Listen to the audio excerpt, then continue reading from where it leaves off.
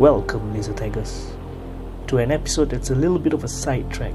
Me and Nasty Nas was feeling bored, and somehow we ended up on the 5th floor of Sungei Wang Plaza. Blastacars is what we found. Well, mostly because this place opens late. They have drift carts, meaning go-karts that are designed to drift.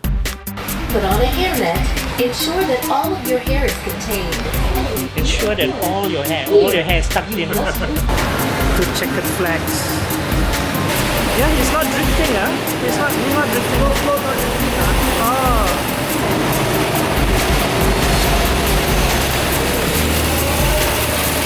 The track marshal is trying to tell Nasrul to step on the gas. This is a drift go-kart, but he is drifting, but it's very, very, very minute.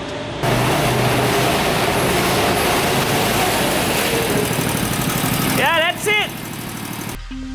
The first thing the track marshals will teach you is how to use that rod on the side of the kart to reverse. Each race will last 10 minutes long, and they have this thing that looks like traffic lights, which will be in green color when you start off, but when that 10 minutes is over, the light will turn red, and then it will signify that you should drive into the pit. The rules here are pretty straightforward. Keep your belongings into the locker before you get on the track and before you start racing.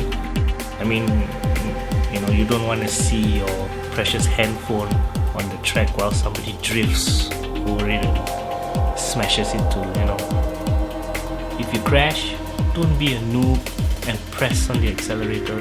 If your foot is still on the accelerator and you crashed and you're against a wall, you may damage the engine, so don't do that.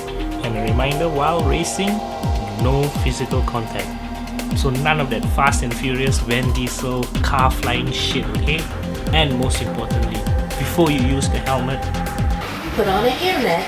Ensure that all of your hair is contained.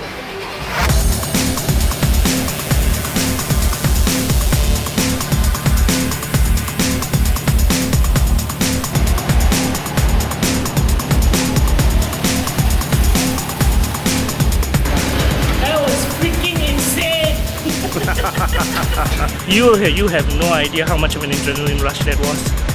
Damn! After you get the hang of it for a while, then you start to accelerate and turn around the corner. After a while, you tend to get to know the vehicle, the way the steering wheel straightens out. You tend to let go. I tend to let go. Maybe that was dangerous. I don't know what I was doing. I was trying to follow you. Oh my god! I felt like he was butter, It's like butter, so smooth. It's such a rush, Yeah. It's such a rush, especially when I think around like the 100th time when I was coming around the corner, I felt like every time it's different. Yeah. Every time you are like, oh. Yeah. When we were watching the video of people drifting, it looks easy. Oh, it looks so easy. But when you actually try drifting, you will realize you have to work up the courage to hit the throttle, to hit it to the max, because only when you hit it to the max can you turn around the corner and drift.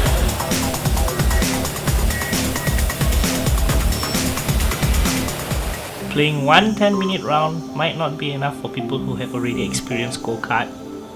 You might want to play more than one round. For me, I only had enough cash to play one round. Yup, I'm one of those broke-ass KL boys. They have 3 different classes of cars to pick from. Beginner, novice and pro. But for those of you who have never tried go-karting before, I would advise you to get the beginner and get some experience and some time actually racing on a go-kart before you go to the advanced. Because the advanced is the only one that can actually drift around the corner. It's fast enough for you to drift. But if you've never played go-kart before, you might get this little fear of accelerating, because you have to learn to trust the vehicle before you can actually spin around that corner. And for those of you who have go-kart experience, just swipe that card, man. Just swipe that card. Just swipe it. Okay, that's it for this episode. I will place links and pricing at the description. And remember to smash that like button and subscribe to me.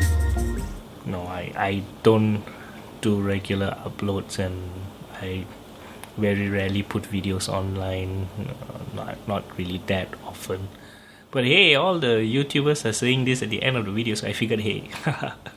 5 4, 3, 2, 1. Game over.